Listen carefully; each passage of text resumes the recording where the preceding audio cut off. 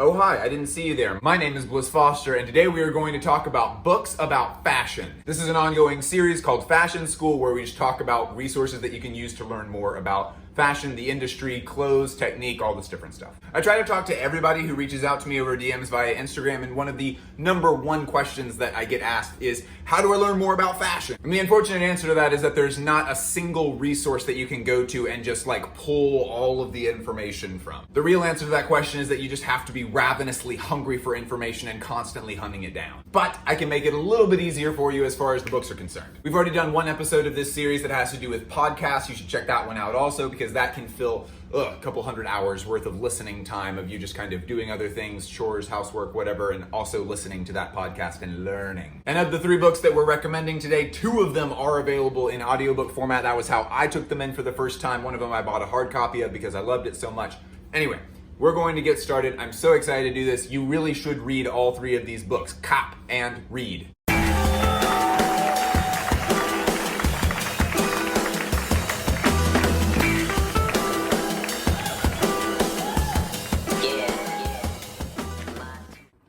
Huh. French for house. I thought his first name was Mason. Oh hi, I didn't see you there. My name is Bliss Foster, and won't you please join my motherfucking Patreon? Thank you. Okay, if you take away one thing from this entire video, it is this. Buy this book. Buy the book. Buy Dana Thomas's Gods and Kings. It is so good. Honestly, this was one of the first fashion books that I ever read, and it completely ruined me for the rest of the genre. It's like playing Dark Souls as your first video game or watching Tree of Life as your first movie. It's gonna make it where every other fashion book is gonna be like, I really wish Dana Thomas had written this. I am told by people who know her better than I do that the reason that she's so good at writing fashion books is because she was raised as a journalist professionally. And you can really tell, this entire book is so thorough with the way that it approaches the lives of these 2 men that, hang on. Let's rewind just a little bit. So this is a book about Alexander Mcqueen and John Galliano. You can essentially think of this book as a biography. It follows the lives of Lee Alexander Mcqueen and John Galliano from their early childhoods respectively up until Lee Alexander Mcqueen hanged himself and until John Galliano had his explosive anti-Semitic diatribe and got fired from Dior. The real strength of this book lies in the fact that it is so well researched and that she does a fantastic job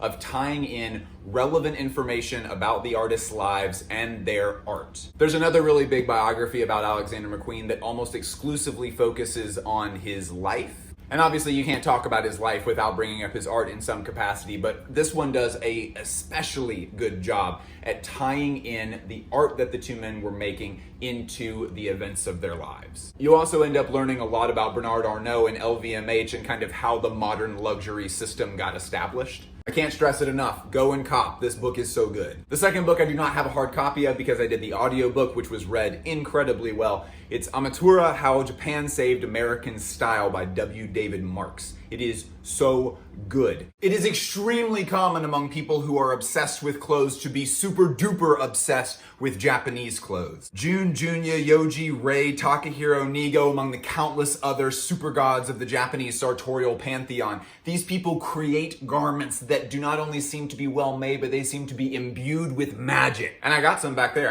For real, shit hits different. And I'm sure that just about every other fashion head like me has gone down this rabbit hole on the internet of trying to figure out how the Japanese fashion world positioned itself in this unique way in the beginning of the 21st century. But it's really, really hard to find concise answers to that question. Okay, this is the concise answer to this question. What Marx does is he starts us back in World War II and then brings us all the way up to modern day with Bape and Visvim. He sheds a lot of light on how the Japanese way of thinking about clothes came to be. Anybody who has for sure shopped in Japan can know that it is a whole different thing over there. I'm not going to give any big parts of the book away because it really is fascinating to read this stuff, kind of bringing you up year by year and kind of see all the developments that built the Japanese fashion world. But I can tell you that for a lot of the book, I was literally hanging on the edge of my seat while listening to it because it is so engaging. And what's super crazy, this is Marx's first book. I cannot wait to see what he comes up with next. And he he is coming out with something next, right? Because that came out in 2015, and it's been a while, David. Before we dig into the third one, let's take a brief intermission to tell you what these are, because in the first episode of Fashion School, I had a lot of questions about that. Same question like 47 times, actually. So this one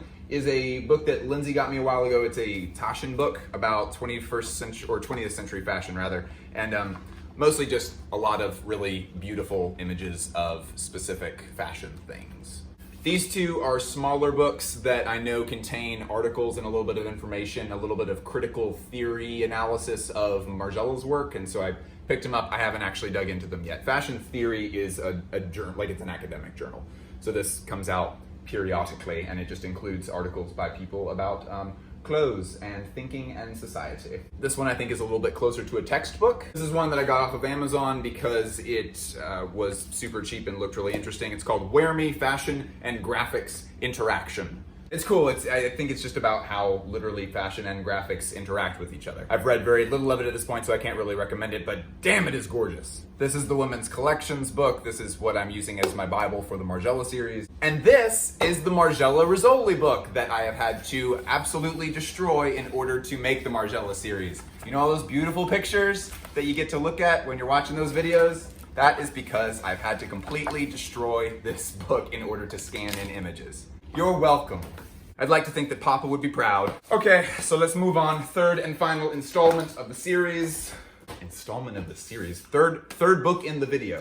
Fashion at the Edge by Caroline Evan. Oh my hot damn, I love this book so much. So we need to talk about an issue first before we actually get into the book itself. I have a literature degree, and when you're getting a literature degree, you have to go through something that is called literary theory. Brief explanation of what theory is that it is taking different perspectives and ways of looking at art so that you can unpack them further and find more meaning and depth in the individual piece of art that you're looking at, but also about like humanity and the world at large. We could dive a little bit deeper into lit theory stuff in the Gucci analysis videos, which you can check out in the description below. But typically the thing that most people talk about when they talk about literary theory is that it is unbelievably difficult to read. And sometimes that's the case because it's being translated from another language into, in my case, English. Largely it's because literary theory and just cultural theory at large, they're writing about concepts that are so massive that it is very, very difficult to pin things down with specificity enough to be able to write coherent thoughts about it. Because oftentimes they're trying to like combine elements of psychology and philosophy and theology and cultural studies and history. And there just comes a point with language where if you're trying to pack ideas that are big enough into a small enough space, it just